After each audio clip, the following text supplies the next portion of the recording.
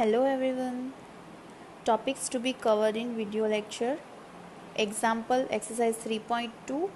Types of quadrilateral. First trapezium, second parallelogram, third kite. Properties of parallelogram. Example exercise 3.3. First example A. It is possible to have a regular polygon with each exterior angle as 22 degree. B can be an interior angle of a regular polygon. Why? Now we know that for any regular polygon with each exterior angle as 22 degree. Now we know that for any regular polygon with how many number of sides, the sum of the exterior angle will always be equal to 360 degree. Now here in the question it is given that each angle is 22 degree.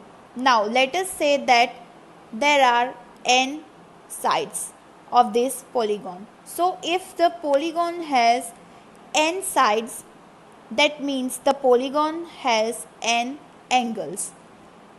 Each angle is 22 degree. So sum of the angles would be n multiply 22 degree equal to 360 degree. Therefore n equal to 360 degree divide 22 degree equal to 180 upon 11. Therefore we do not get a whole number. Therefore it is not possible to have a regular polygon with an exterior angle of 22. Now B. For exterior angle it is not possible. How about interior angles? Now for interior angles, left hand side will remain the same because then we assume that 22 degree is one interior angle. Now if you have assumed that the polygon has n sides, then the sum of the interior angles would be n multiply 22 degree. Now what do we know? We know that sum of interior angle of a regular polygon equal to n minus 2 multiply 180 degree. So this is the change that we will have for interior angles. So in this case, if we try to solve this is come out to be 22 degree n equal to 180 degree n minus 360 degree. Therefore 22 degree n minus 180 degree n equal to minus 360 degree. Therefore minus 158 degree n equal to minus 360 degree. Therefore n equal to minus 360 degree upon minus 158 degree. Therefore n equal to 360 upon 158. Therefore we do not get a whole number. Therefore it is not possible to have a regular polygon with an interior angle of 22 degree. Let us assume that the minimum value of each angle is x. So this would be x plus x equal to 180 degree. Therefore 3x equal to 180 degree. Therefore x equal to 180 degree upon 3. Therefore x equal to 60 degree. Therefore 60 degree is the minimum interior angle. B. We can observe that greatest interior angle equal to 180 degree.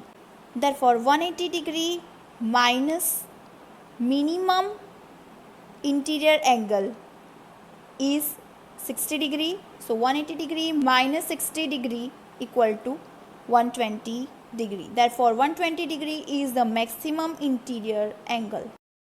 Second A. What is the minimum interior angle possible for a regular polygon? Why? B. What is the maximum interior angle possible for a regular polygon? Now even before we think of the measure of that minimum interior angle, first let us decide what are the minimum number of sides that we need to form a polygon. So a polygon is a simple closed curve. So how many sides do we need to form a closed curve? One line segment is not enough. 2 again is not enough because we do not form a closed curve. So minimum we need 3 line segments. Now when we have polygon with 3 sides, what is that? That is a triangle.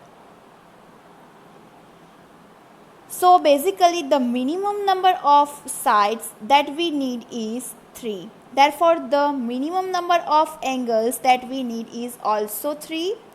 So we need at least 3 angles, 3 interior angles to form a regular polygon. Now if I ask you what is the minimum value of that angle, so what would be that the minimum value of these angles in order to form a regular polygon? Now when I say regular polygon, all the 3 sides will be equal. All the 3 angles would be also equal. So sum of the angles of a triangle equal to 180 degree. Second topic, types of quadrilateral. So the first type of quadrilateral that we will take about is a trapezium. So here this is how trapezium look like. Now how do you know that which quadrilateral is a trapezium? So the most important feature of trapezium is that at least one pair of sides are parallel. In this diagram we see that AB parallel to CD and AD parallel to BC. So at least one pair of sides need to be parallel. Here two pairs are parallel. Not necessary that only one. It is something like at least one pair of sides should be parallel. Trapezium look in many different shapes like this. This is also a trapezium because here also if you see this side and this side, PS parallel to QR. Next type of quadrilateral that we will discuss is a parallelogram. The most common type of quadrilateral because in parallelogram itself we have many different types of parallelogram. Again, so parallelogram, it has the word parallel in itself. So here in parallelogram, two pairs of sides are parallel. So in this case, AB parallel to CD and AD parallel to BC. So both the pairs of sides are parallel. Now here not only opposite sides are parallel, here opposite sides are also equal. The third type of quadrilateral that we will discuss is a kite. The kite is a very known thing. So you say this shape is also in the shape of kite. Now what are the properties here? Two adjacent pairs of sides are equal. So this side and this side and this sides are equal. So we can say here in this case AB equal to AD and BC equal to CD. Now kite can also come in many different shapes. Now something like this. This side and this side and this side are equal. Let us start discussing parallelogram in more detail. So we will talk about properties of parallelogram. As I mentioned before, in parallelogram, the opposite sides are equal. In this case, AB equal to CD and BC equal to AD. Opposite angles are also equal. Angle A equal to angle C and angle B equal to angle D. Adjacent angles are supplementary.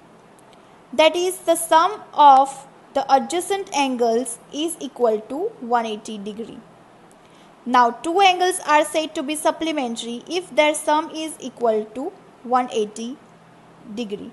So we can say that looking at this picture, angle A plus angle B equal to 180 degree, or angle A plus angle D equal to 180 degree, or angle D plus angle C equal to 180 degree, or angle B plus angle C equal to 180 degree.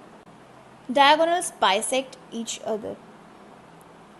If you draw diagonal of a parallelogram, so one diagonal divides into two triangles. Now if you draw both the diagonals, you see that the diagonals bisect each other. Now hence you bisect each other, that means that meet at a point such that this point divides the diagonals into two equal halves. So basically this will be equal to this and this will be equal to this. So AO equal to CO and BO equal to BO. These are the properties of parallelogram. Questions based on properties of parallelogram. First, find x, y and z. So here we have a parallelogram. So you see only one angle is given and all the others we need to find out. So do you think we will be able to find? Yes, of course, because we know certain properties of parallelogram. The first property that we will know is opposite angles are equal. Therefore, angle B equal to angle D. Therefore, angle B equal to 100 degree equal to Y. Therefore, Y equal to 100 degree.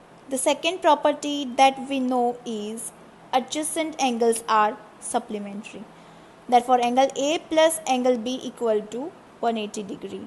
Therefore, Z plus angle B equal to 100 degree equal to 180 degree. Therefore, Z equal to 180 degree minus 100 degree. Therefore, Z equal to 80 degree. Now, what about X? Again, angle A and angle C are opposite angles. So opposite angles are equal. Therefore, angle A equal to angle C. Therefore, 80 degree equal to X. Therefore, X equal to 80 degree. We have a parallelogram. Now here we see this angle is equal to 30 degree. Let's call this angle as angle 1. So angle 1 equal to 30 degree. Why? Since BC parallel to AD, opposite sides are parallel in a parallelogram. So these are the alternate angles. Now you look at the triangle AOD. What would happen? Sum of the three angles should be 180 degree. That is angle Z plus angle 1 plus 90 degree. This is a 90 degree angle equal to 180 degree. Therefore, angle Z plus 30 degree plus 90 degree equal to 180 degree. Therefore, angle Z plus 120 degree equal to 180 degree. Therefore, angle Z equal to 180 degree minus 120 degree. Therefore, angle Z equal to 60 degree. So, this would be the value of Z. Now, we can easily find the value of Y because Y will be equal to Z since BC parallel to AD.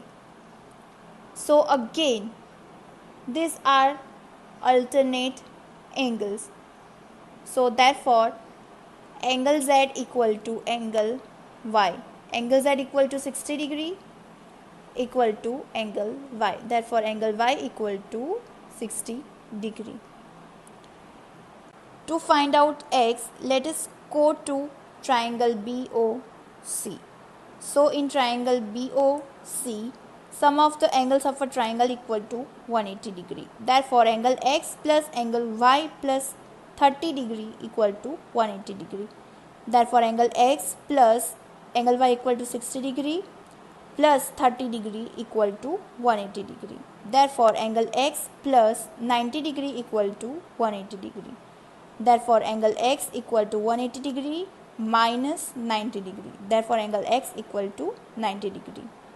So here again we have a parallelogram. Now in this case, let us see what can be find very easily. Now we know that in case of parallelogram, opposite angles are equal. Therefore angle A equal to angle C. Angle C equal to 112 degree. Therefore y equal to 112 degree. Now in triangle ABD, sum of the angles of a triangle equal to 180 degree. Therefore angle A plus angle B plus 40 degree equal to 180 degree. Therefore y plus x plus 40 degree equal to 180 degree. Here y is nothing but 112 degree plus x plus 40 degree equal to 180 degree. Therefore x plus 152 degree equal to 180 degree. Therefore x equal to 180 degree minus 152 degree. Therefore x equal to 28 degree. So what is left out? Z. So if you look at Z, Z and X be equal.